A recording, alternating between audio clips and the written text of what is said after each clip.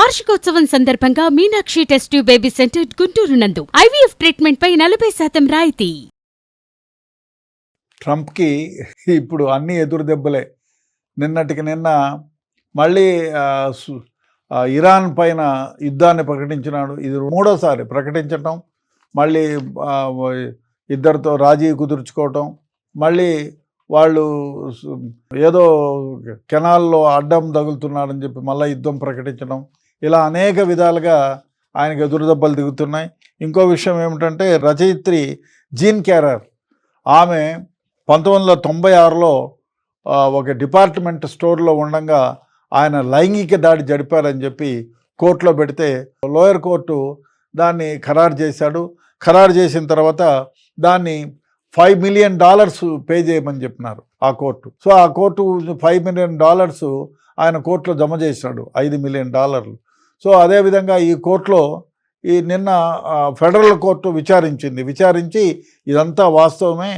So దీనికి మళ్ళీ ఈ $5,000 ఈ ఫెడరల్ కోర్టు విధించేది $5,000 కూడా యూ హ్యావ్ టు పే అని చెప్పి అది రిలీజ్ చేసింది.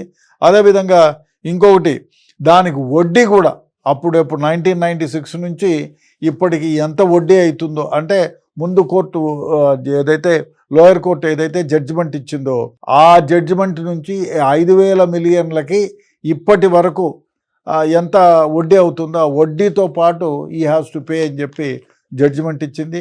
దీన్ని మళ్ళీ సుప్రీంకోర్టులో అపీల్ చేయడానికి కూడా సుప్రీంకోర్టు ఈ అపీల్ని తిరస్కరించింది. అదేవిధంగా ఇంకొక కేసు కూడా ఉంది ఈయన పైన, 23.3 మిలియన్ కేసు, ఆన్ని కూడా సుప్రీంకోర్టు తిరస్కరించింది. బహుశా ఒక దేశ ప్రధాని పైన ప్రెసిడెంట్ పైన ఈ విధంగా లైంగిక ఆరోపణలు రావడం, ఈ విధంగా శిక్షలు పడడం బహుశా చిన్న కోట్లలో ఏమో జరిగిండొచ్చు, కానీ చాలామందికి తెలియని వ్యవహారం ఏమంటే ఈయన చాలామందితో సంబంధాలు ఉన్నాయని, అదేవిధంగా లైంగికంగా చాలామందిని వాడుకున్నారని జరుగుతుంది.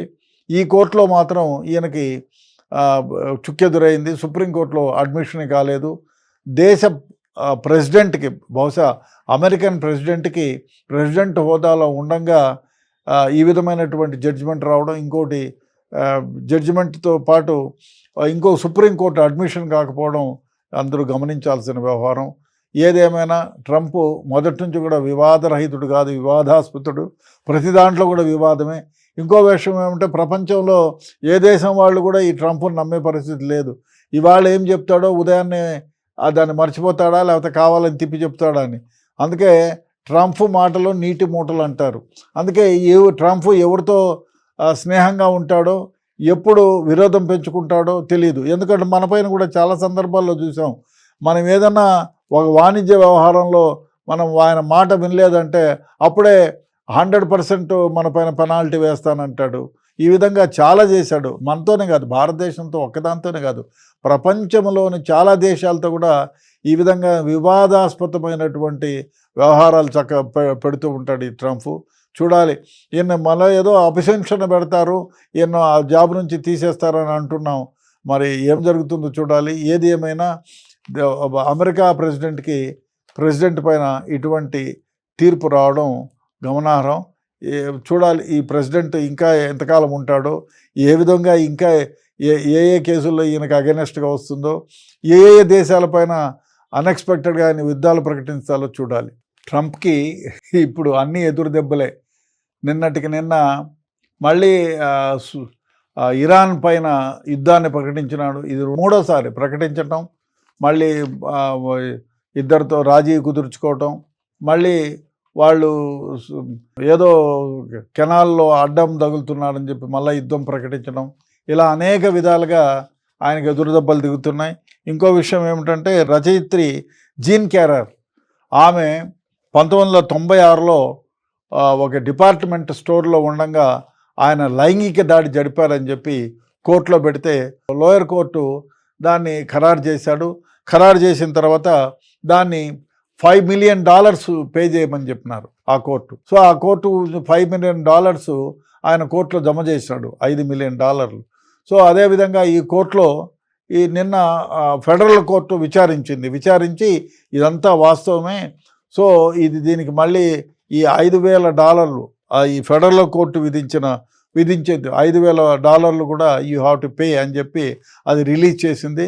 అదేవిధంగా ఇంకొకటి దానికి వడ్డీ కూడా అప్పుడెప్పుడు 1996 నుంచి ఇప్పటికి ఎంత వడ్డీ అవుతుందో, అంటే ముందు కోర్టు ఏదైతే లోయర్ కోర్టు ఏదైతే జడ్జిమెంట్ ఇచ్చిందో ఆ జడ్జిమెంట్ నుంచి 5,000 మిలియన్లకి ఇప్పటి వరకు ఎంత వడ్డీ అవుతుందో ఆ వడ్డీతో పాటు ఈ హ్యాస్ టు పే అని చెప్పి జడ్జిమెంట్ ఇచ్చింది.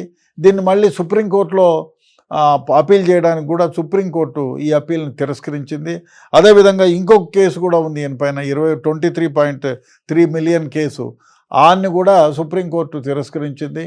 బహుశా ఒక దేశ ప్రధాని పైన ప్రెసిడెంట్ పైన ఈ విధంగా లైంగిక ఆరోపణలు రావడం, ఈ విధంగా శిక్షలు పడడం బహుశా చిన్న కోట్లలో ఏమో జరిగిండొచ్చు, కానీ చాలామందికి తెలియని వ్యవహారం ఏమంటే ఈయన చాలామందితో సంబంధాలు ఉన్నాయని, అదేవిధంగా లైంగికంగా చాలామందిని వాడుకున్నారని జరుగుతుంది.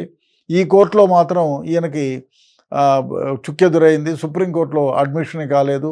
దేశ ప్రెసిడెంట్కి, బహుశా అమెరికన్ ప్రెసిడెంట్కి ప్రెసిడెంట్ హోదాలో ఉండంగా ఈ విధమైనటువంటి జడ్జిమెంట్ రావడం, ఇంకోటి జడ్జిమెంట్తో పాటు ఇంకో సుప్రీంకోర్టు అడ్మిషన్ కాకపోవడం అందరూ గమనించాల్సిన వ్యవహారం.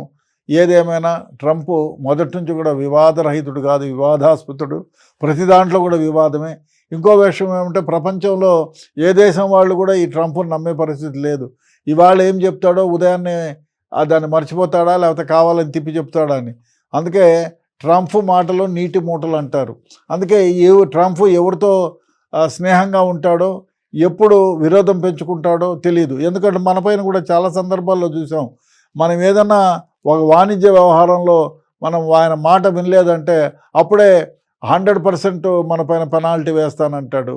ఈ విధంగా చాలా చేశాడు. మనతోనే కాదు, భారతదేశంతో ఒక్కదాంతోనే కాదు, ప్రపంచంలోని చాలా దేశాలతో కూడా ఈ విధంగా వివాదాస్పదమైనటువంటి వ్యవహారాలు పెడుతూ ఉంటాడు ఈ ట్రంప్.